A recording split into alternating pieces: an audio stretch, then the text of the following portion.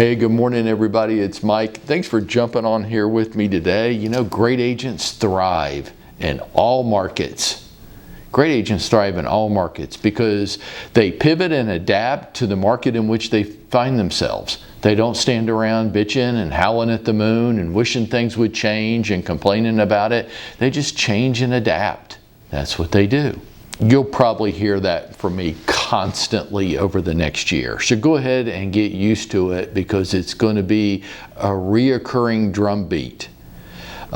Many of you know last week I attended the Real Trends Conference in Colorado Springs, and one of the reasons I do that is because that one in particular is very expensive to attend, but is a collection of industry leaders, and I want to know what they think is going to happen over the next 1, 3, and 5 years.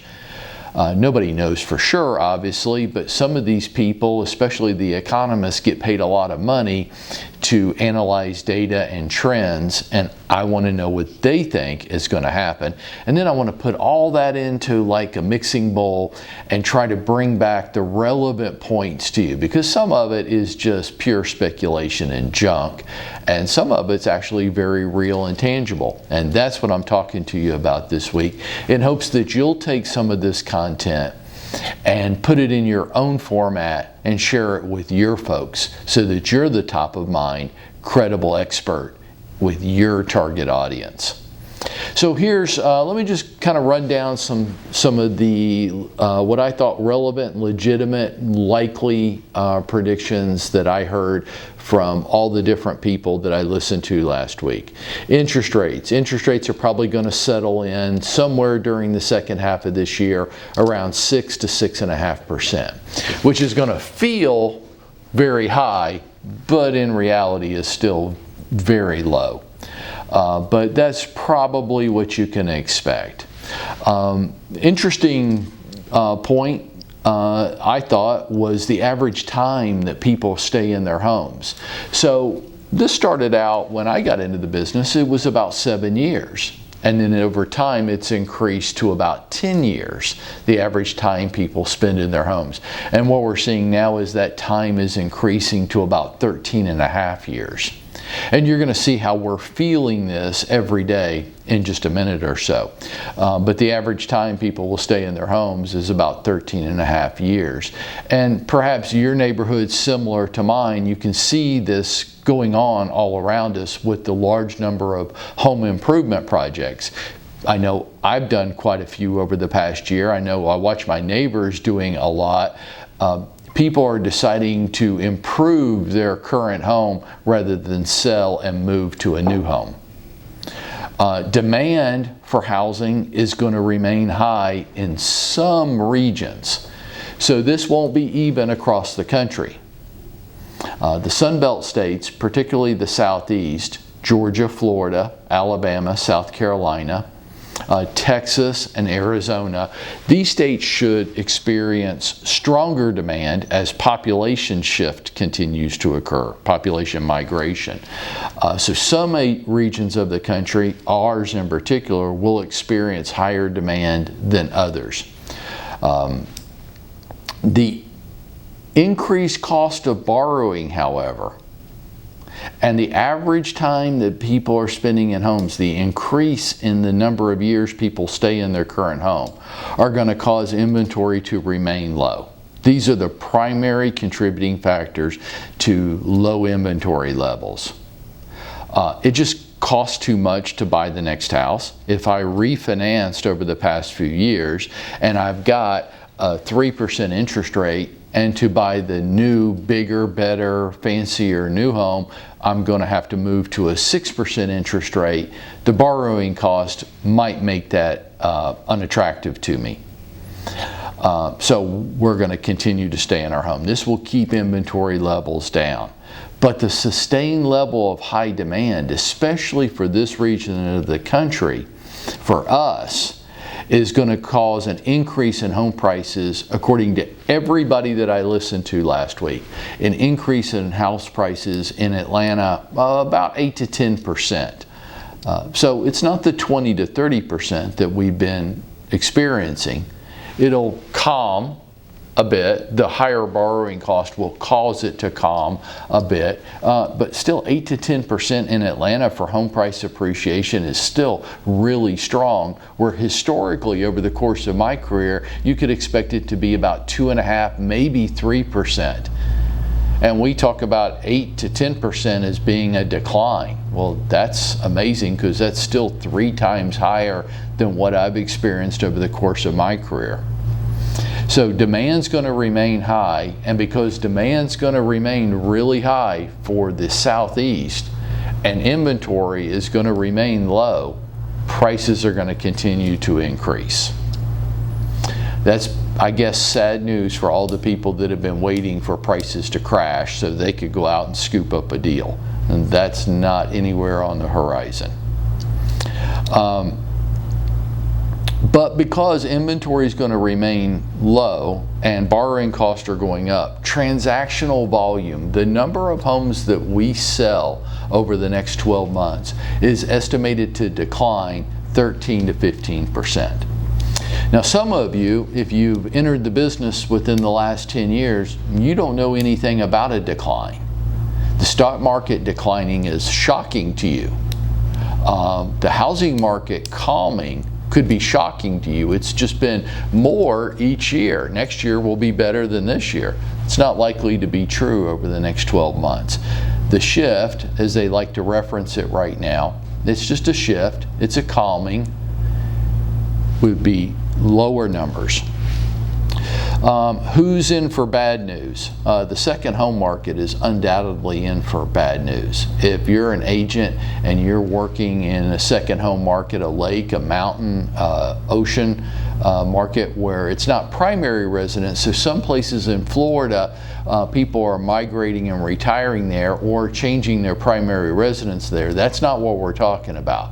We're talking about the person that wants the weekend house at the lake or the beach or in the mountains. Because of the increase in borrowing cost and the volatility in the stock market, that part of the housing market's about to get spanked. The luxury market might be right there with it. The luxury market now, it used to be 850. I would say the luxury market now in Atlanta is over $1 million. That market could experience some significant disruption too, as stock market volatility and higher borrowing costs unusually impact those people.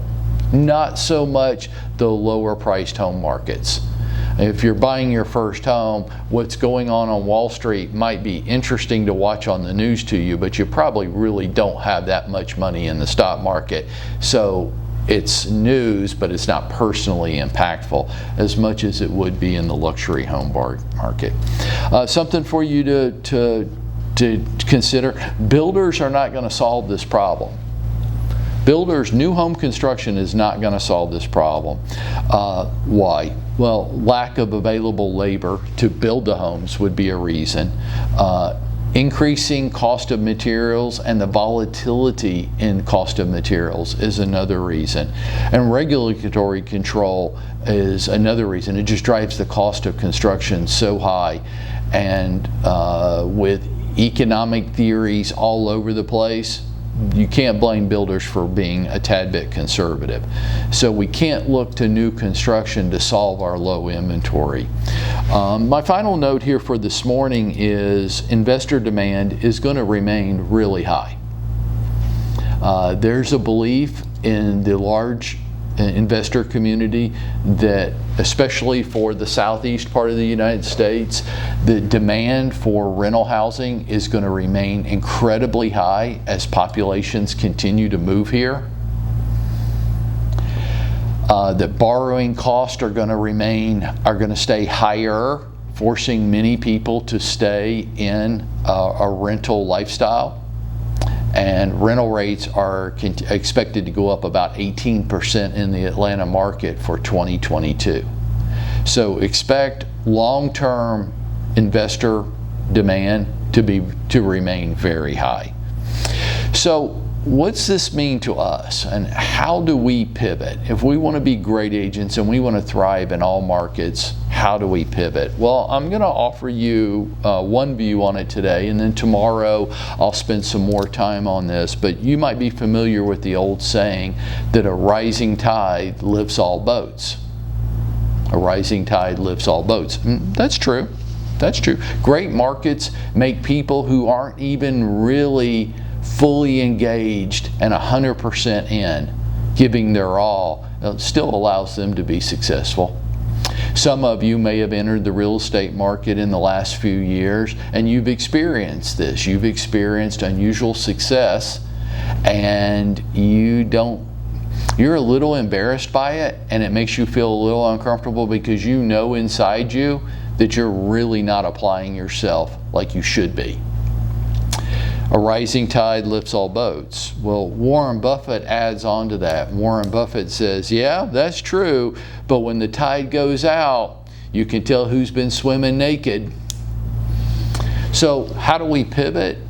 I think a lot of us may have been swimming naked for the last few years, and we're about to get exposed. I think the way we pivot for right now is that we double down on our efforts.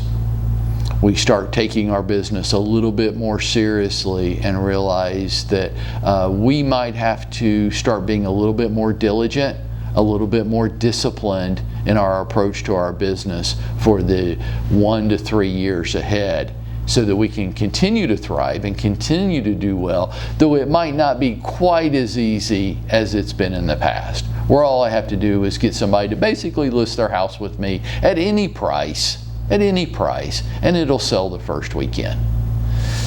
Or all I have to do, and I don't even really have to tell them because they watch the news, is my home buyers will just bid as much as they possibly can and borrow every dollar they can from every source to get the home. And they are willing to do that of their own accord and very diligent and very motivated. And the biggest problem I've had is we get beat out on the offers. It might not be so easy on both sides of the transaction going forward. We might have to be a little bit more disciplined, a little bit more diligent, and acquire more skills to deal with the softening marketplace. And by doing all that, folks, you know what we're going to do? We're going to go out and we're going to make it happen for ourselves today.